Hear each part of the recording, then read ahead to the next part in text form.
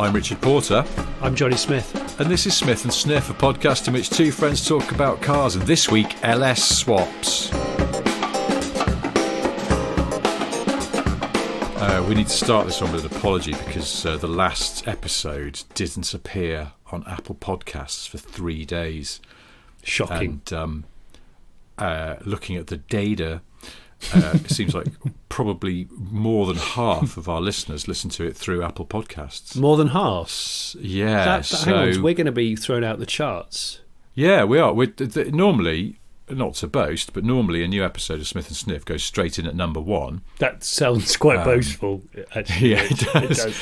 Like a New Kids on the Block record back in the late 80s. And up-to-date references. Yeah, I was going to say, and hanging tough, etc. I suppose records still go in. Well, not records, are they? Tracks go in at number one. They don't climb the charts so much anymore, do they? They just go in at the top, I think.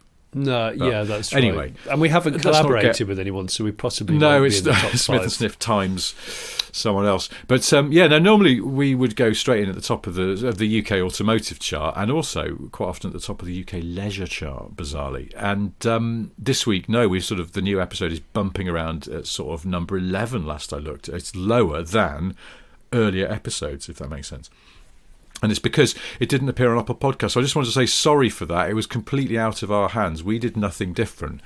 The podcast is hosted through Acast, and they just then disperse it to all these different platforms, including YouTube. It automatically uploads to there. Are they like a paper boy? They cycle past all the houses and fuzz the paper onto them. And this felt like Apple took a stack of papers and dumped them in a skip rather than delivering them to the people who wanted them. I don't know what happened. So I just wanted to say sorry, and it wasn't our fault. And I did contact Acast, and they said, sorry, we don't know what's going on either. We've had no reports of a problem with Apple. Apple are quite inscrutable, and it's hard to get anything out of them. But I looked at all the settings. I didn't change any of the settings because everything seemed to be correct. And then suddenly on Thursday morning, just after I'd gone on Twitter and gone, sorry, I still can't work out what's wrong, it magically appeared, almost as if Apple were listening all along. Oh, I think it's because of me that Apple have done this. What, to spite you? Well, I bought an Android phone about a year and a half ago after having several iterations of iPhone. And I just went, you know what? Bollocks to this. I'm going to try some no-name baked beans and just see what happens. And I've really enjoyed it. Yeah. And they I think they know that I've enjoyed it, because I was the one that went, I'm not paying 1,300 quid for a new phone. Get in the sea. I'm going to pay 400 quid for something which syncs with Google better. And sure enough, it does. And it's really nice. They are good value, aren't they? Because really I had one of those Pixel phones for a bit.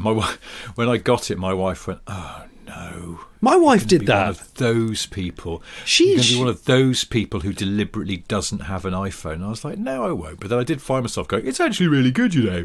Oh, I'm that guy. And Chops properly. She did. She sneered at me. Well, a bit like people that buy Audis even when they're crap versions of new Audis, and they just look at everyone else and go, "Look at them driving around in a perfectly good, like well-designed Kia and Ford." Yeah. So sorry for them. It's a shame, isn't it? I wish they could afford what I've got. No, I think it's the other way around, though, isn't it? I think it's the people. Oh, is it? It's like people. Yeah, I think so. Because Audis are sort of more like Apple stuff, I suppose. You know, very sort of design-led, but sometimes a bit flawed. Although that's the thing. I lasted about, I don't know, 3 months or something with a Google phone, and then it was just like, it's not noticeably worse than an Apple phone, but it's not any better. And actually the camera was crap, and I went to a Grand Prix, and the one thing the camera was crap at was taking pictures of fast moving objects, and I was like, oh really? Because the brightly coloured fast moving objects really foxed the camera for some reason. I mean, this was a few years ago. I'm sure they've got better now, but I was going to say, so I switched back to my old iPhone. Yeah, I bet they are now. That's the thing. Well, in fact, they are, because Google are making a big fuss about the cameras in their new phones. Yeah, I think I've got a Leica on this bad boy, and it's really? Yeah, it is. It's a Leica, and it's got a better camera than my wife's, I don't know, iPhone something Max, which is too big to fit in anything. Well, this is why I was cross. This is why I was cross with Apple about not putting the last episode of our podcast out in a timely manner is because it was like, what else have you been doing, Apple? Not really putting much work into the new iPhones, because they seem pretty much the same, just with very slightly better cameras. I think they've got a chip shortage. So in the space where the chip goes, they've just put some like Play-Doh and hope that no one will notice. No one ever uses this function. In fact, you'll find out that some of the new cars at the moment that are struggling to finish manufacture because of the chip shortage, I reckon they've gone, do you know what? Let's just put this on points and condenser. Fuck it. Let's just see what happens. It's fine. It'd be fine. So just try it. Joking aside, there are some superconductor shortage specials coming down the line from car manufacturers, from what I gather. Some are already here, actually.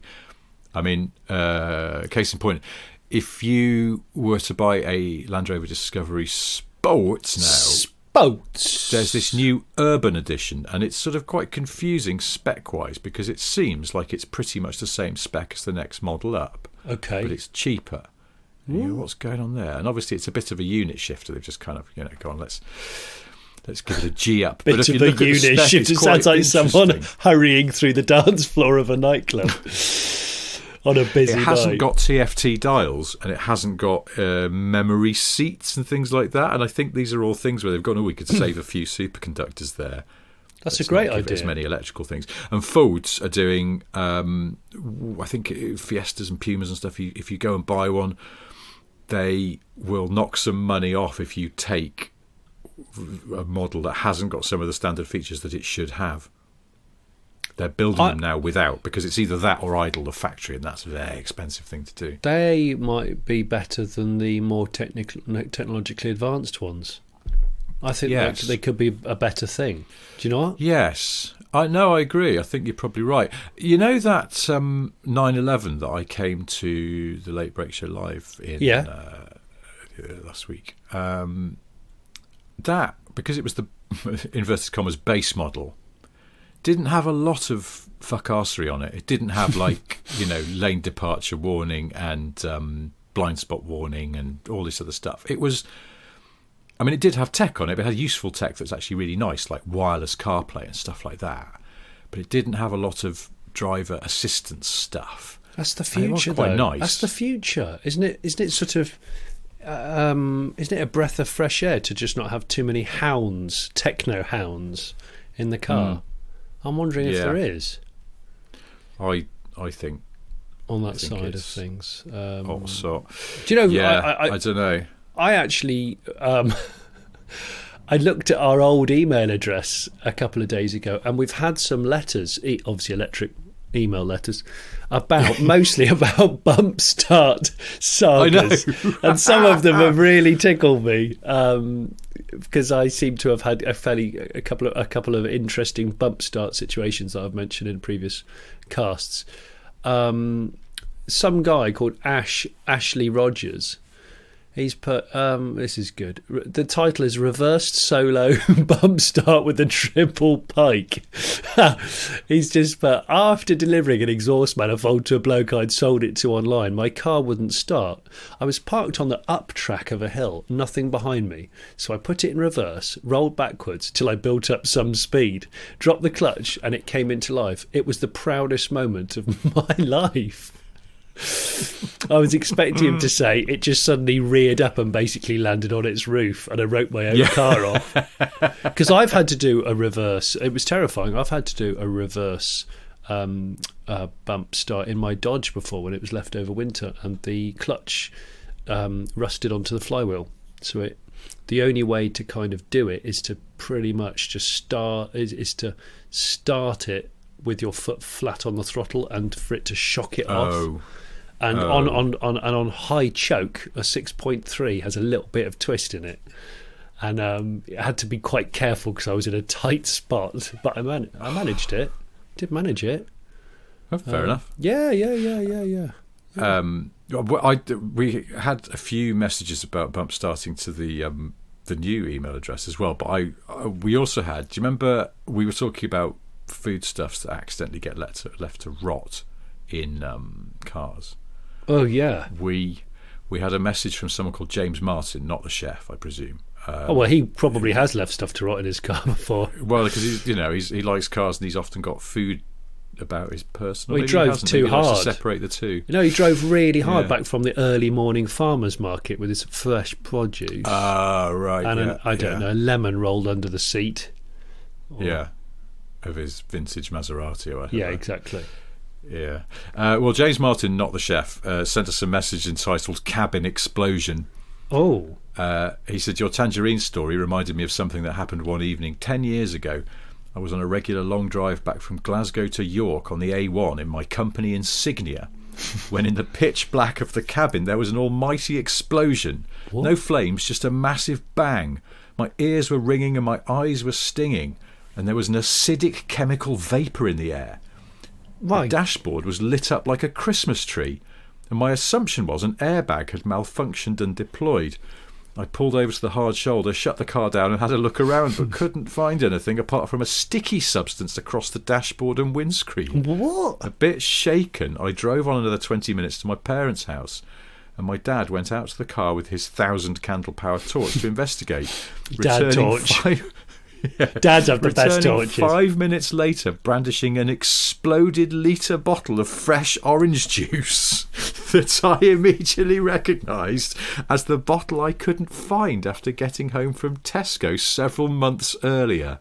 Apparently, it had rolled under the passenger seat and lay there fermenting for many weeks until the pressure had finally become too much for the bottle, and bang. Bloody hell. That's some James pressure. Says, I never quite got the smell of prison hooch out of the car. I'm really impressed. So That's what? amazing, he had a isn't it? bottle of orange juice at 3 bar under the passenger seat. I mean, who needs a James Bond ejector seat? Just have some neglected food and just get it there really ready to... I bet that orange juice bottle was circular. Oh, my God, yeah. Can you imagine? So swollen. Jesus. Yeah, would have been like a spot that, when you wake up some mornings and you look in the mirror and it's just come out of nowhere and you just think, hang on, that's a miracle that the skin is holding together on that bad boy. And you could even just lick your lips and the thing just fires out. Incredible power. Can I read out a bump start story from a chap called Matthew Hutchinson? It is quite a good one, I think. Many, many years ago, we were at Leominster car auctions in the late 80s. They used to have teenagers drive the cars around. Did they? Were they mad? One of the lads couldn't get a Citroen GS started, so he got his mates to give him a push start, with no luck. After several attempts, he got his mates to push it right to the back of the car park. One final push, and it was a good one. The car was trying to fire up, but at good speed. You could see the panic on the guy's eyes, as he now had no brakes. Just as the car splutters into life, he clips a man... a classic mechanic type chap in overalls who always checks the oil cap on every car going through the auction, who goes up onto the bonnet. Suddenly the brakes start working. The little chap driving hits the brakes and the so-called mechanic bloke slides off the bonnet. Mechanic's mates check that he's all right. He's fine, but he's just swearing a lot. His mates are trying to pull the chap out of the car. Unfortunately, we couldn't move due to pissing ourselves laughing so hard. I actually wet myself. We had to hide behind a car and we bit our fingers to muffle the laughter. I've never been to a car auction like that again. Well, what an amazing story. You basically run someone over from a car about to be auctioned. I've got to give that a round of applause. That's really tickled me. I can't believe they let teenagers drive. Well, I mean, of all the people, honest work. God, I wish I'd be that kind of job going when I was a teenager. I would have killed for a job like that. I mean, I'm assuming they mean like 17 and up, not like 14-year-olds. Or maybe they do. I don't know. Maybe it is better just paper round. Yeah. Oh, Ashley said, there's only a couple of letters to the old email address. I thought I'd just smash them out. Ashley,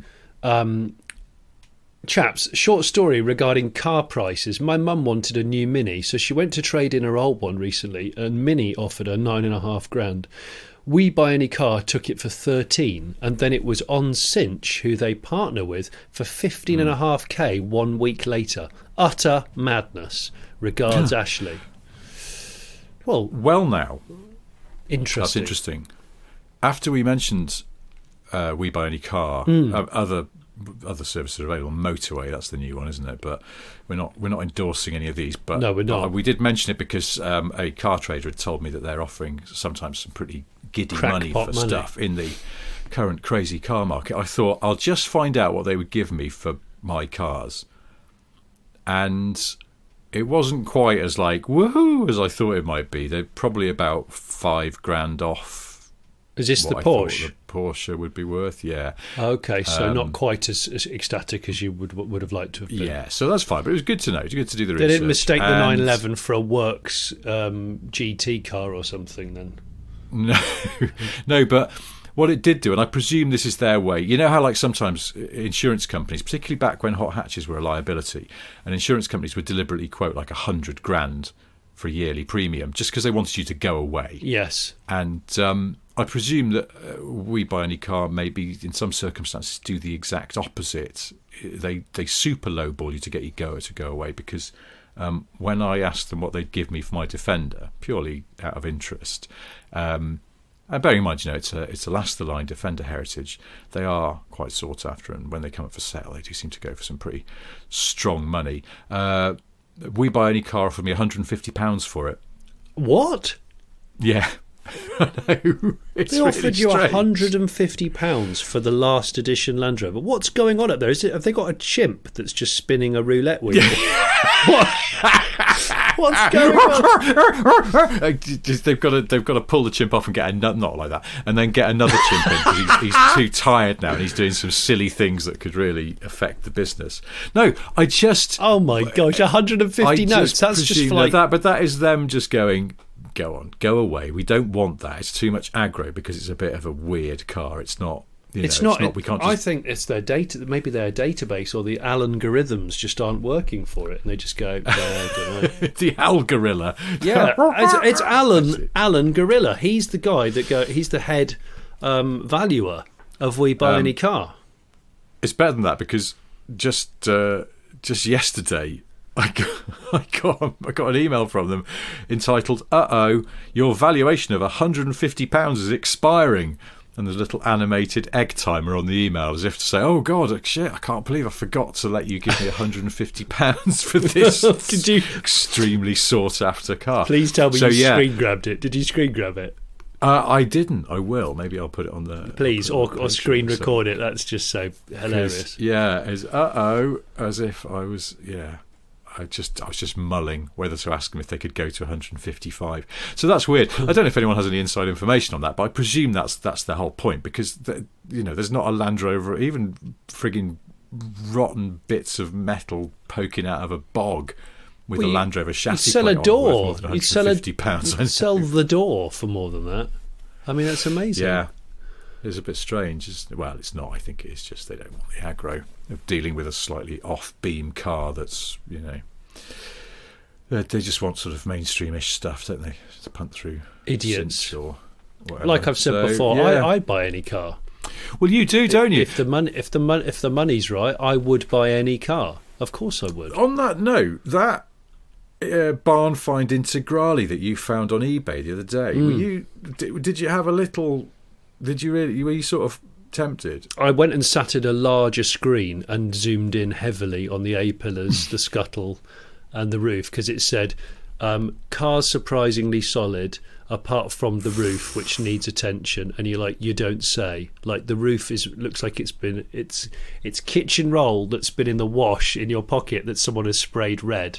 And then it's just laid on. It's so frilly. It needs a new roof, but it is a real Integrale, so it's kind of it's a precious commodity car. But I'll put up a link to this because the auction doesn't expire till Wednesday, assuming it doesn't get pulled. But when I last looked at it, I think it was £5,500. Yeah. Reserve not met, and that's the bit that I was like, what, really? Because I couldn't quite tell, you probably did more zooming in than I did, how much of it was just sort of your classic barn dirt, which I think they now sell in Halfords for people to barn find up their cars. I like that, barn dirt. A lot of it was, it looked to me like there was actual corrosion. Definitely on the roof. The roof was, like you say, it was just like... Oh, it's hanging. Horrible. That's a roof. But the A-pillars, I mean, for fuck's sake. Yeah. It is possible to replace A-pillars on really valuable Mopars, like, B-body Mopars like my Dodge that are monocoque.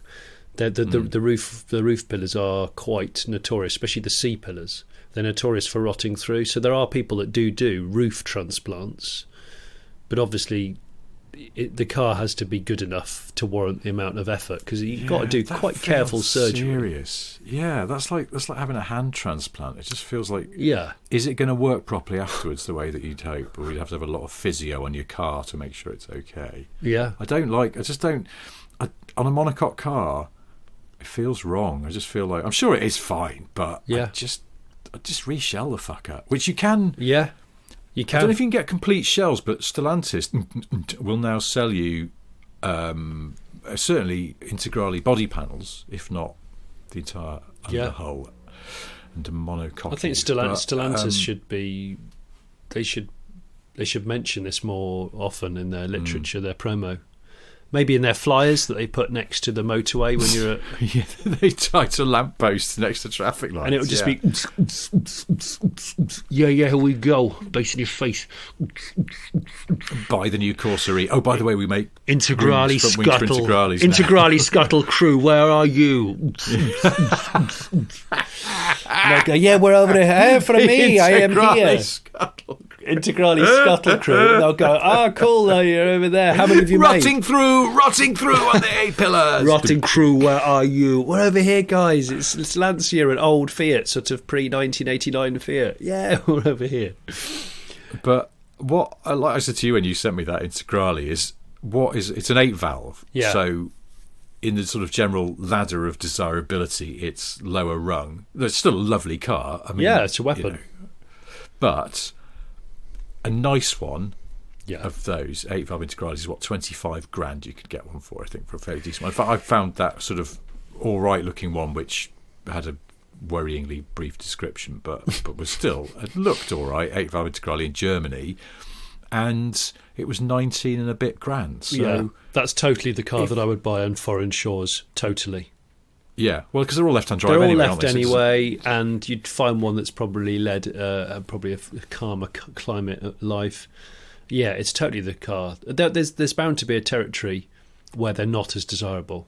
Like, let's say the Netherlands. Just say maybe nobody cares about them in the Netherlands, in which case, bingo. I don't think I sent it to you, but there was one in Portugal, a white one. And you didn't book us a short break to the Algarve? What, a quick EasyJet flight to Faro. Come on, just think about it. You and me, we land straight to the piano bar. And who's paying for all this? Well, I'll pay for it if the car's any good. Okay. Well, obviously, no, it was 20 grand, I think it was. Okay. I wonder if I can find it again. And but it was on UK plates, because I was going to say, if it lived in Portugal all its life, you go, ooh, good, warm and dry. But I suppose it could have been by the coast, though, couldn't it? It could have been by the coast. Always look out for how many piano bars are within a 5-mile radius of the pin drop. Also, eat a lot of sardines in Portugal, and they're very salty as well. Someone's dropped sardine juice in it. That could have rotted through the floor pan. So. What, like the blood of aliens in the film? Yes. Aliens. It just goes through everything. I just opened up Car and Classic with the intention of trying to find that Portuguese Integrale, and unfortunately, at the top of the page, there's a Daimler 66 from 1992. Oh, that's the one that you like, the XJ40 shape. No, this is it's the late Series 3. Like, who would buy a Series 3 in 92? You just look instantly elderly. Yeah, but now you'd look instantly excellent. Bloody hell, this is nice. You're just a walking Goodwood revival. That's what you are. Anyway, I'm not going to get distracted by that. No. It's funny you should mention Portugal, because I had an interesting tip-off this morning about a very cool car in Madeira. And I'm wondering whether or not it should be extracted at all costs.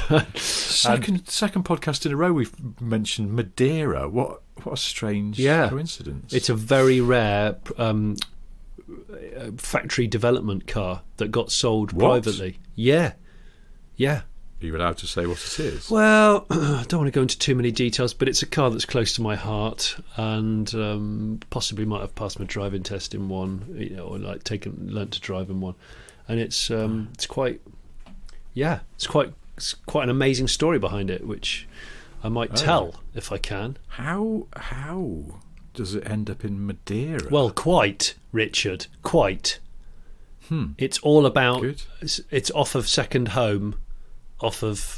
Had the car for a while in this country or in nearby, then it's not broken, it's quite friendly, and it doesn't owe us much. Let's just take it with us to the holiday home, and some 40 years later, it's still there, and it isn't. I broken. found this Integrale, by the way. Have you? The one in Portugal. Is it's it? white, of course, on the sort of anthracite alloys. Oh, it says it's on British plates, although in the pictures it's got no plates at all. It's got black leather interior. Yeah. Sunroof, leather seats, price to sell, everything working okay, new battery. I will help shipping worldwide. Okay. It's got 48,500 kilometres on it, so it's low mileage. If that's real, that's not a lot. I know, it's almost worryingly too good. It's to be almost true. 125 grand. Yeah. And it's a 16 valve as well. It's not an 8, it's a 16. So it's a. Well, how long's it been for sale though? It went up on the 3rd of September, so a couple of weeks. Okay, well, I would have thought a dealer would have Dyson that bad boy up. You'd think so, yeah, wouldn't you? So especially a car that's left-hand drive only. Well, a little bit whiffy, but I'd be willing to pop over. Okay, it's in Arcoselo. I don't know where that is, but I'm going to tell you. Yeah, he was supporting Rag and Bone Man at a festival last week. I'm pretty sure. It's hang on, here we go. Arcoselo, Portugal. Where in Portugal is that? Oh, okay. It is in it's near Porto-ish. Okay. So sort of midway. No, up the top. Actually. Yeah, it is at the top. Portugal. Yeah, that's easy. Do you know it? Yeah, I do. I have. What? I drove onto an overnight ferry and went over there. I think. I'm pretty sure. Yeah. You got an overnight ferry from Britain to Portugal? I think so. It was a long time ago. I'm pretty sure it was Portugal. I might have to dig out my globe and have a look. But, which also doubles as a bar, of course. You sure it wasn't the top of Spain? Oh, yes, it was Bilbao. Yeah. There you go. Yeah, sorry. Because I didn't know that the ferries went all the way around the corner. They do if you pay the ferryman enough. They absolutely don't pay do. The ferryman till he gets you to the other side. Well, and you know that song, the Christa Berg song. I think he says don't even agree a price, and you think that's.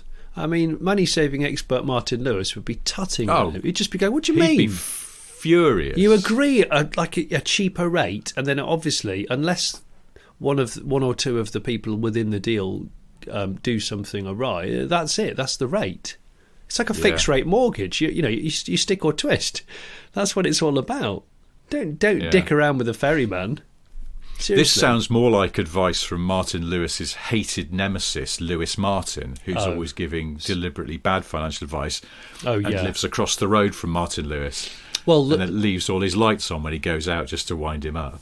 Well, he's one of those people that's sort of deeply superstitious and stuff like that. So when someone comes to buy a car off him, he says, "Do you want to flip a coin for it?" And they were like, "Well, I don't understand what you mean." You say, "If I win the toss, you pay me for the car. If I lose the toss, you just take the car for free. Is that cool?" You go, "But I've come to buy a £30,000 Audi A5. Yeah, that's fine. I'm willing to take the risk. It's fine with me." Oh, okay. This is quite strange, Lewis Martin. Okay. He just world's most risk. What's the opposite of being risk averse? Risk perverse. Pervert. The risk pervert. Is he a risk pervert? Lewis Martin. He's a pervy risker. He doesn't pay the ferryman. No, in fact, he does. He double pays the ferryman and then says, "I don't even know where I'm going. I don't care. Here, have another 20 quid note. And can have a bottle of sherry because I'm getting bored and a little bit travel sick." See, that's what you could do if you went to Portugal. Get some port. Have some sherry. Yeah, we could do. Yeah, Imagine that. port. Imagine we'll sit down to a generous sort of 3-thumb port, a glass of port, to secure the deal on the Integrale. This almost is shaping up to be quite a romantic, epic car deal that we could be cracking on with. I quite like the idea of a white Integrale. I think white might work on that. Well, I mean, yes, with the anthracite wheels and all that. With the anthracite wheels, the temptation to slap some martini colours on it would be great, but I would resist. I think it's a bit of a cliche. I like it just a clean white. Would you just write Martin on the side of it without the I at the end? Just be brilliant, wouldn't it? I got a Martin edition. Oh, in fact, then we just sell it to James Martin. Or Lewis Martin. Or Lewis Martin. He throws his money around all over the place just to wind up Martin Lewis across the road. He'd overpay for it. Morning, Martin. Guess the last time that I switched credit cards was 1994. There. It goes, what are you doing? What are you doing? Yeah. Oh, I'm feeding some Armani suits through a Timberwolf in the front garden because I couldn't be bothered to take them to a charity shop or eBay them. Guess when I bought my sofa at DFS? When they didn't have a sale on. Yeah. And guess what? Going, I sleep really well. I sleep really well. Yeah, that's it. And I'm much less stressed than you. Go figure, you tight ass. He says, just randomly throwing some £10 notes in the air. Yeah. Oh yeah. We're gonna later on. We're gonna have a £10 note barbecue in the back garden. You want to come? Yeah. I've run out of charcoal. Yeah. So I'm just using money. Just tenors. Easy. Now Hey, listen, guys. Look, guys. There's something I don't think we've ever talked about this, and it feels like it needs addressing. And it occurred to me last week. I was advising because I drove that 992 to Labour Expo Live, and it's a lovely car. And I thought, I wonder where 992s are now, second-hand wise. Of course. Well, how long have they been out? It can't have been that. A couple of years. Can't be more than 2, can it? 2 and a bit. Remember, we drove on when they were quite new. We did, and that must have been. It was pre-COVID. So yeah. Okay. Yeah. I think 2 years ago. Oh, that's the one where we lost the action camera off the back. We lost the GoPro off the back. Yeah, that's right. So I just thought, I wonder if they've sort of, where they are. I was curious as to whether the newish 992s have dropped below older 991s that are sought after, like Carrera T's, which just sort of seem to hang around the 80 grand mark or whatever. Yeah. But no, I couldn't find a 992 for sale that wasn't more than a new one would cost you. What? Base.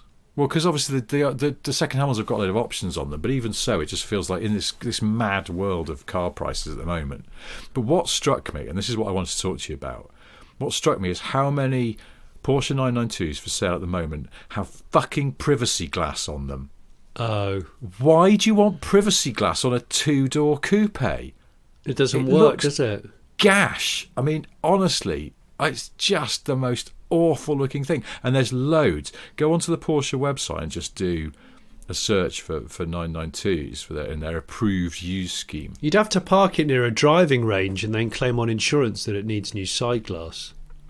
Well, see, I don't like privacy glass, but I sort of, I've wearily tolerated it on various cars that I've owned. Our Range Rover's got it, and God, I wish it didn't, because that shape of Range Rover looks bloody great with all clear glass, and it looks a bit vanny when you put the flipping tint on the back. Because obviously it's like factory privacy glass is ever only going to be on the back windows and the front. You're not allowed on the front. It's just the Jimny, the SZ5 Jimny, you couldn't order it without gangster glass at the back.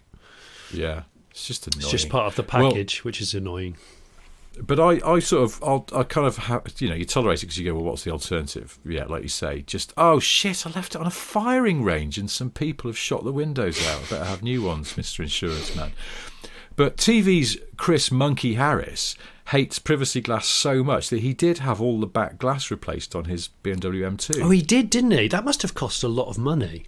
I know, and I kind of admire his absolute purest dedication to clear glass, and I just don't have that much. I just couldn't be bothered. Plus, it's expensive, but yeah, it did cross my mind. I was like, what if I just asked how much it would be for the Range Rover? But then I was like, is it really worth it? No. I'll just live with it. No. But on a 911, catch a frigging grip of yourselves, people. Why do you think that's a good thing? It looks awful. It doesn't serve any purpose. No. Like, what are you keeping on the back seat that needs to be concealed? Orange juice. Make any sense. A large flask of orange juice. Yeah, litre bottle. Going to leave that there for a few months. I don't want it to overheat. No, don't want any direct sunlight on that bad boy. I'd hate to have a sort of zesty explosion. It'd be awful. Although there are worse explosions. From that later. Are you not? Do you not share my disdain at this? Because I think it doesn't work. Jag F types as well. I just go again. It doesn't work. It's not really going to work, is it? With the shape of the car, No. with the. It's difficult in the UK because we're not allowed to do driver and passenger door glass with dark tints. So it's like having glasses where one varifocal works and the other one doesn't. That is what it's like. And you're always looking at the person going, it's not really. It's the mismatch. Yeah. It's just like, it doesn't look good. It looks ugly to me. It looks like something that's sort of, there's a problem. Like you're saying, a reactor like glasses where one side's broken. You just go, you look like a prick. I don't understand it. Yeah. And it infuriates me. But obviously people want it because various fuckwits have ordered it on 911s, and a lot of cars come with it from the factory, and it's sort of like seen as a bonus because it's always on the up spec. It's people that just tick. They blindly tick. That's what it is. Do you think? That's blind ticking. It must be better because I've added it to the list. And I think, we've said this before, almost it's what you don't tick on 911s. It's the simpler the car, the kind of purer the recipe, the sweeter the taste. I kind of... that one that I had the other week was the base. There was a Carrera. The only option it had on it was the retro interior pack. It gives you that corduroy, sort of chunky corduroy seats and green markings on the dials and other little bits and pieces of true. Which is about $6,000, so it's not cheap, but it was very nice. Bloody hell. And that was it. But everything else was standard, and it was a delightful car. Really was delightful. It was lovely. Lovely, sweet car. Lovely, sweet car. Sweet car. Unfortunately, I don't have 80-something thousand pounds to buy my own, but if I did, I would, because it was sweet car. I was around a lot of 911 yesterday. I was doing some filming. It was one of those difficult situations where I turned up very early to the shoot because it was an early start. Going to be quite a long day, but I got up very early and I turned up for the shoot, perhaps needing the full toilet, and then quickly realised that we're in the middle of nowhere and there wasn't a toilet. And all day, unfortunately, all day there was a bun in the oven. All day. It was really difficult. It was difficult. Were you completely unable to concentrate on? Not completely, but it was no doubt it was. It's not the best state you want to be in when you're driving a performance car, I'm going to say. It's just a shame, really. I was going to say it took the shine off the event. It's not really the right way to describe it, but yeah, it's just not it's not really the way you want to do business, as it were. But I'll change the subject because I've got Well, I was just going to tell you that the privacy glass, I just looked this up, privacy glass on the 911 is £387. So it seems like a cheap deal. Save your frigging money. It does, I suppose, in the context. It does. When a rear wiper, I notice here, is £245, and that is quite a good thing to have. It's good. I mean, the minimalist OEM modifiers would instantly strike that off and put a bung in there, but True. It is useful. Although just a shitload of Rain-X and just let it be. Yeah, well, you can live without it. I've got a thing called a Renault Arcana on test this week. Have you? Have you seen this? Yes. It's like, for people who haven't, it's kind of, if you imagine the Renault Kadjar, which is just normal SUV, this is kind of like the X6 to the Kadjar's X5, I suppose. So it's a sloping backed SUV. It's all right, actually. I was quite surprised. It's perfectly all right, but it hasn't got a back wiper. So it suffers from Jag I-Pace syndrome. Screen. Yeah, and you sort of go, could have taken a back wiper if I'm honest, everyone. But anyway, there's a lot of cars. You don't really need one on the 911, but it's just quite handy to have sometimes. It just encourages you to clean it more if you don't have one, which is no bad thing. I've just realised the bloke that sent us the email, Matthew, about the teenagers driving cars around car auctions. He actually sent another email about an Allegro getaway car. That's the title of it, with an exclamation mark. Dear Mr. Sniff and Mr. Smith, many years ago, myself and a friend, we decided we were going to become car dealers. Our first and last project went like this. Ford Escort Mark II, purchased as a trade-in. We struck a deal, we could see the pound signs everywhere. Once polished and vacuumed, we placed it on the local industrial site piece of ground, and we waited for the calls to come flooding in. This, of course, didn't happen for a while, until a young girl with an Allegro asked if we would consider a Part X. We jumped at the opportunity as the Allegro was in far better condition than the Escort. We were on a roll. However, the Allegro wasn't drawing in the crowds that we expected. So, after several weeks and no interest, it was off to the auction in Leominster that I mentioned in a previous email. We again put an advert on the window due to ever-expanding family the car was, sold, blah, blah, blah. Time to cut our losses. We were going to give up on this non-profit business. Several weeks later, there was a knock on the door. It was the local constabulary.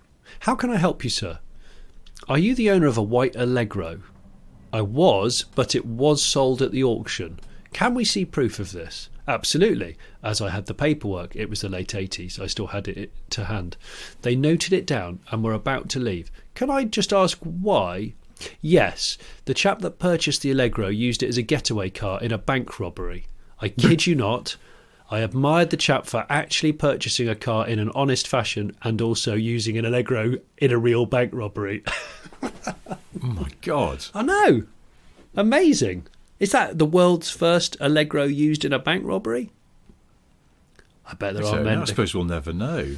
He can't have wanted to get away quickly. It must have been a stealth getaway. So just blend in with the traffic.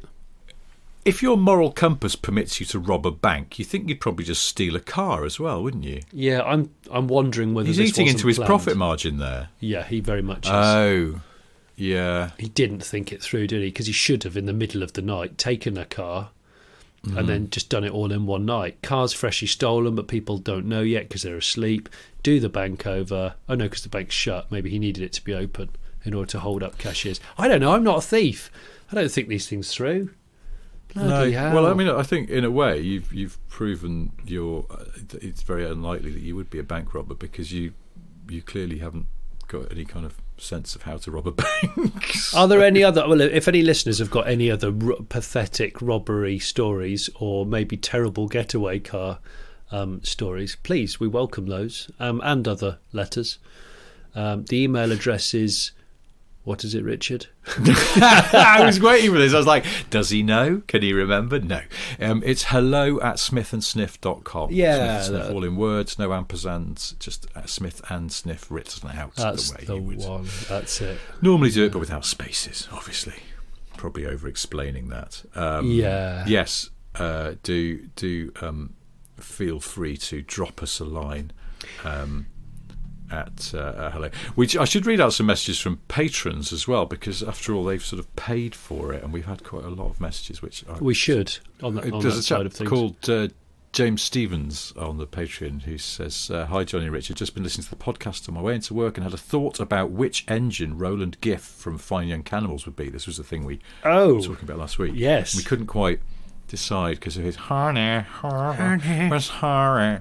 Won't you come on home? James says, I think I found the answer. It's all in the honk, and the first engine that comes to mind is the K10 Nissan March / Micra Super Turbo. Oh, gosh. I've attached a link to a video from Mighty Car Mods which shows the honk. I've watched this, and he's right. I watched this video. This is the supercharged and turbocharged Micra. It's unnecessarily over-cluttered engine. Yeah. Over-boosted, yeah. Yes, it is.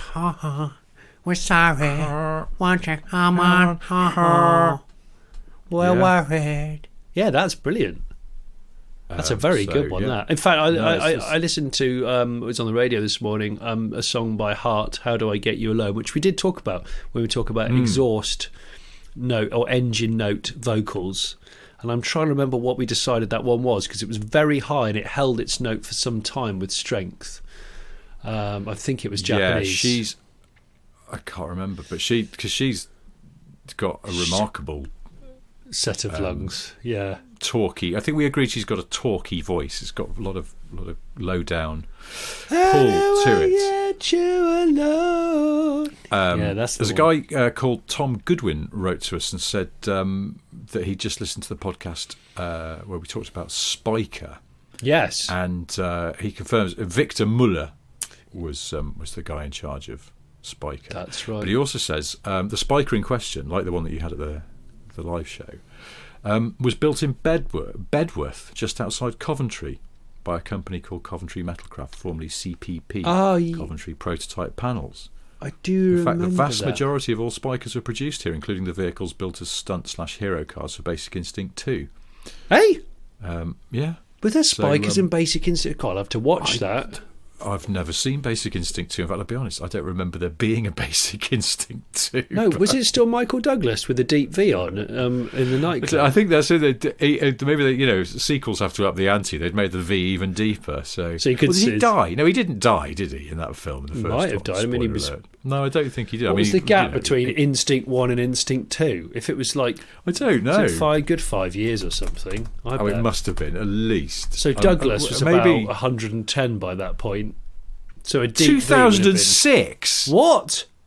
It was 14 years later. What the freaking hell? Well, no wonder we haven't heard. So Spikers were current and quite exotic and new.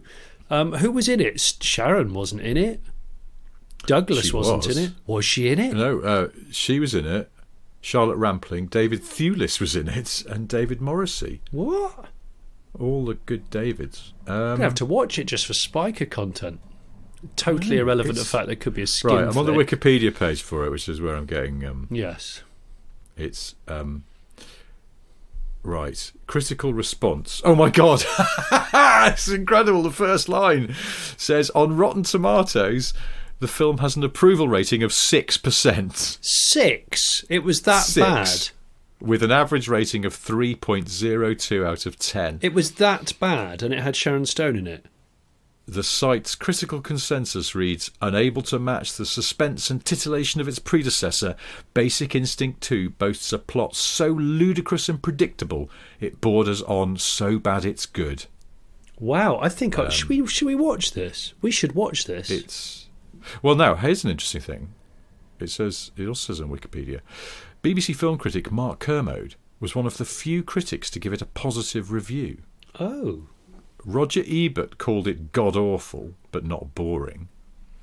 But yeah, it says that TV's Mark Kermode, or radio's Mark Kermode, gave it a favourable review. Although, hang on. Mark Toilet Enclosure, was it? Yeah, I know this is going to play some audio, which we can't do. Anyway, well, there we go. Okay. But also there's what I was going to say is Tom, who wrote into us, also says that Spiker has a special meaning to him. He says, as I wrote my dissertation on the aerodynamics of the C8 Priliator. I don't know how you pronounce that. Yeah. Priliator. Priliator. The main reason why I have a wife, as when we first met, she overheard me talking my usual car drivel at a house party and introduced herself by talking about Spiker. She promised me a drive-in one, a debt which is yet to be paid, I might add. Oh, so it wasn't a chat about Basic Instinct 2?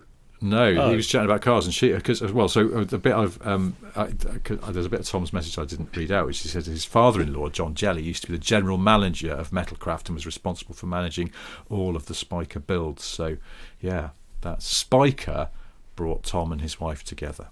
Wow. But yes, but I think that's the thing people don't realise: Spikers were made in the UK, largely, not in the Netherlands. Netherlands, hey guys. I do. I like the Spikers. I do. I have to say, I do. I've got time. For them. I like beautifully the way made. Beautifully made. They look. I was driving an LS engined BMW the other day. Oh yeah. Yeah, and what BMW? E36 M3. So the ghetto of the or as was the ghetto M3, really. Yeah. The sort of outcast, the dirty one, slightly roguey, a little bit Begbie from Train Spotting. But it got me thinking about this hashtag that everyone goes on about LS everything. It's a thing in the States, isn't it? Just put an LS in everything. And it was a hell of a tool. It was a great car, real hoot. Was it? Yeah, bags of power. Would an LS be any heavier than the BMW 6 that you take out. Lighter, apparently. Car. Really? Which I haven't confirmed, so please don't criticise me. But, no, but I can believe it because they are quite light, aren't they, LSs, for their size? Yeah. They are supposed to be quite light. And it was mounted further back in the engine bay than the 6 as well. It was actually, so potentially a better balance. I mean, it certainly drove like hell, and it was 530 horse, so yeah, a couple of hundred horsepower more than the original, which is never a bad thing. Actually, it can be a bad thing. I don't know why I just said that. It can really be a bad thing. Take Caterhams when they had V8s in them. Awful. Yeah, there's no need. There's just no need. I'd argue as well. I know some people disagree. I think you might be one of them. Is that I don't think that Elises and Exiges should be supercharged. Well, particularly Elises. Exiges maybe, but I don't. I've never much enjoyed a supercharged Elise compared to a nice, naturally aspirated one. Would you make it a stipulation that when you buy one, you get given the supercharger belt, and if you can fit it yourself, you can then own it and drive it, but you have to do it yourself. You can't ask anybody else. You go to the factory, and you've got an hour to fit it. And if you can't, you're never ever having a supercharger. They take it off you, and they won't give it. There's some way in which they're not available in public. You can't just get them off the shelf. And it sits there. You know, like Mad Max, where you can switch on the supercharger and switch it off, like in the original movie. Is it the same thing where owners have to pretend that it's going to do something, but it doesn't? Maybe if the car knows when you pass certain mileages. Like every 10,000 miles, you're allowed to go back to the factory, and have another go at putting your supercharger belt on. Oh yeah, it's a bit like that. The logic is, they've done 10,000 miles. They might be sort of wishing it had a bit more power by now. Yeah. Let's let them come back and have another go. Supercharger belt. Are there any YouTube tutorials, or is it all banned? If you get caught putting a tutorial on how to do it, you're struck off. Well, because they control the market, don't they? So it's like they don't let you film you trying to do it. No, so the allowed. information is very much kept in house. LS is. I was thinking the whole. I mean, it's like I say, it's much more common in the States. LS everything, and then I just got thinking. I don't know why, Richard. I just got no idea why. I was thinking. It's one of those hashtags that could easily be misconstrued. And then I thought maybe a singer like Lisa Stansfield. I can imagine her greatest hits album could be called LS Everything, because you suddenly go, it's like a greatest. It just sums it up. I've got a collection of hits. I'm LS. I'm Lisa Stansfield. So it is LS Everything, and then she has no idea that her hashtag, or she thinks her hashtag, is being so used in so many different applications. I don't understand why Lisa Stansfield is affiliated with a big cheap power. Yeah. Well, she's calling a record company and go, how's the album doing? And I'll go, well, we've sold about 9 copies from petrol stations, Lisa, but I mean on social media it's getting a lot of noise. Loads of traction. There's about 10,000 users of your hashtag. Oh, that's quite promising. And then she finds out and then maybe the two scenes could dovetail. She performs a free gig for anyone who's put an LS into a car that didn't come with it from the factory. That's a great idea. So it's the engine swap tour. Yeah. So she does a tour. She goes, right, all of next year, all of 2022, I'm just going to do back garden solos to every engine swapper, every LS engine swapper in the UK. That's a great idea. Well, I don't imagine she's not super busy, is she? She's not. I don't think she's super busy. I don't know. But I imagine men of a certain age or women of a certain age might suddenly go, quick, let's just put an LS in something. I'm always quite amused when people want to put LS V8s in a car where, like the engine that was in it was just absolutely fine.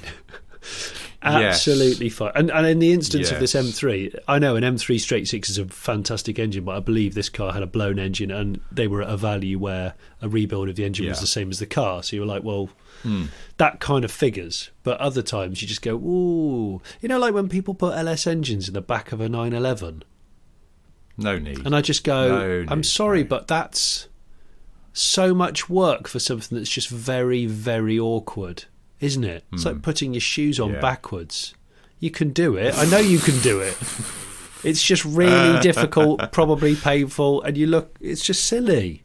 I just don't think that's right. I know. It's not. I know. Johnny, there's no need. There's really no need. No. Oh, weird coincidences. You know, we had that one where I was talking about bump starting, and that about helping that old lady, and you know, the lady's son messaged us as a patron, which was spooky. Yeah. I was on the phone to a friend of mine this morning talking about Brabus Smarts, because he's got one, and it rekindled my constant sort of bubbling affection for them. I had the plumber turn up to service our boiler today because I know it was a hot week a couple of weeks ago, and I booked him then.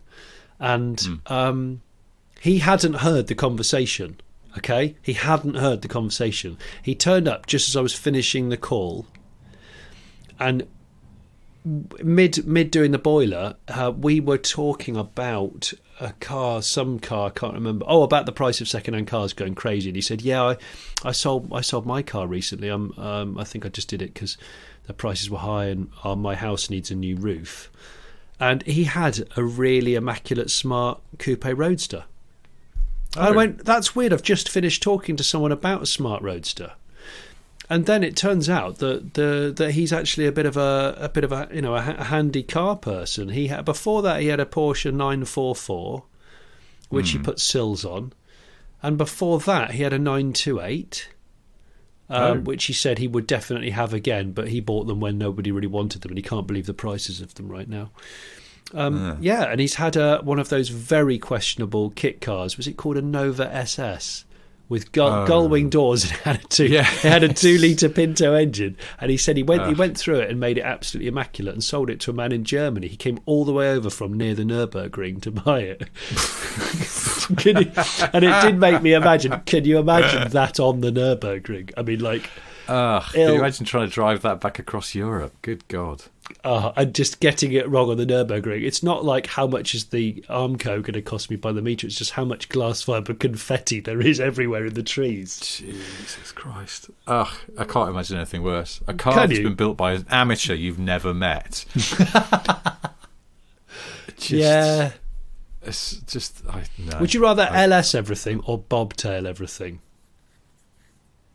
If you had to LS everything that you own, well, I don't think either of those things would be applicable to the Porsche 911, would they? Because either way, you're going to create problems. But a shorter wheelbase than is sensible 911. Well, no, but bobtailing is just taking the rear overhang off, isn't it? Usually, do they shorten the wheelbase on those Range Rovers? I think they just. Is it a visual illusion? They don't change the wheelbase. I think you're just chopping your departure angles or your attack angles, approach angles. For going up. Can you imagine what would be the strangest bobtail car on the market right now? What's the car? What's got a really long overhang? I mean, like, imagine a bobtailed Lexus LS original shape. That would be good. S-Class Mercedes. Yeah. Bobtail S-Class would look very odd. Hello, I'm Bobtail. Welcome to my used car lot of bizarrely sawn-off cars. Estate cars, bobtailed estate cars, because people they bobtail Discoveries and Range Rovers all the time. They do, yeah. Sort of bodge up the back somehow, or actually some of them don't. They do quite a good job. They look quite sort of neat. Some of them are awful. It's just a festival of checker plate, which I'm fearful of. Yes. There's often checker plates, true. But anyway, Bobtail. Hi, I'm Bobtail. He's definitely an American football. I'm Bobtail. Well, if anyone's seen what's the worst or most unlikely bobtail you've ever seen, do get in touch. hello@smithandsniff.com, or if you're one of our patrons, do it through the Patreon. Cool. But we should probably now pull into a side road over this one. Because we've been talking for a while, and I'm incredibly hot for some reason. I think I need to open a window. Do you? Or I'm coming down with something, I don't know. Anyway, before we go, 3 things to tell you. There are: 1, Jonny has a solo YouTube channel called The Late Break Show, which is full of many excellent videos of many things, including a little recap of our Late Break Show live adventure. Oh yes, from the weekend before last. And I lied to listeners last week and said that the barn find was going to be coming out, and I've actually pushed it because of the live show video. I've pushed it, and it will be out by the time you listen to this. It will be. Okay. Please go and watch it. It's a genuine barn find of a very rare car on that side of things. Nice. Two, I've got various books out. One of them's called Medium-Sized Book of Boring Car Trivia. But you knew that already, so there is a third one coming. It's imminent now. Is your book going to sell better than LS Everything by Lisa Stansfield, my autobiography? Tough call. I mean, the title really sells hers, you know. LS Everything. She tells everything. And the third thing I've got to tell you is that the shortest reigning pope in history was Pope Urban VII, who was ascended to power, or whatever popes do, in 1590. He lasted just 12 days before he died of malaria. So, what was he called? Bourbon, did you say? Pope Urban VII, which in itself Urban, is what, quite... URBAN? Yeah. That's amazing. If a rapper hasn't delved into history and used that title, Urban VII, that's just brilliant. Pope Urban VII. I know, it's a good one, isn't it? Bloody hell, that's amazing. I didn't know. But that's also, I don't even know if he was the last Pope Urban, but there were certainly 6 before him, I would guess, but going by his suffix. So there we go. Well, that's that then. I kept myself awake at the wheel the other night, driving very late, by eating a family box of wasabi peas. I felt quite unwell. What, rubbing them in your eyes? Oh, seriously, that would have the opposite I effect, ate way too many. My lips were on fire. My tongue wasn't happy. It was awful. But it got me through. Good. So Valuable road safety tips there. Just one of the things we offer on Smith & Sniff alongside our chat about cars and popes. So there'll be more of the same or near offer next week. Until then, thank you ever so much for listening. Goodbye. Goodbye.